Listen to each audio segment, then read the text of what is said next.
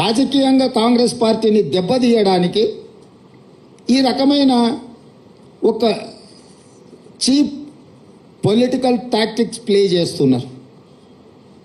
కాబట్టి ఇప్పటికైనా మోడీ గారు, కేసీఆర్ గారు ఈ డ్రామాలు కట్టిపెట్టి 10 సంవత్సరాలు మోడీ గారు తెలంగాణ ప్రజలకు ఏం చేసిండో, పేదలకు ఇండ్లు ఇచ్చిండా, రైతుల ఆదాయం రెండింతలు చేసిండా, ప్రతి సంవత్సరం 2 కోట్ల ఉద్యోగాలు ఇస్తా అన్నాడు, ఇప్పటికీ 20 కోట్ల ఉద్యోగాలు ఇవ్వాలి, తెలంగాణలో ఎన్ని ఉద్యోగాలు ఇచ్చిండో, స్విస్ బ్యాంకులో ఉన్న లక్షల కోట్ల రూపాయల నల్లధనాన్ని తెచ్చి ప్రతి పేదవాడి ఖాతాలో 15 లక్షలు వేస్తా అన్నాడు.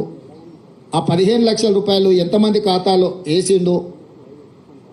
మనకు ఇస్తా అన్న పునర్విభజన చట్టంలో బయ్యారం ఉక్కు కర్మాగారం ఎందుకు ఇవ్వలేదు?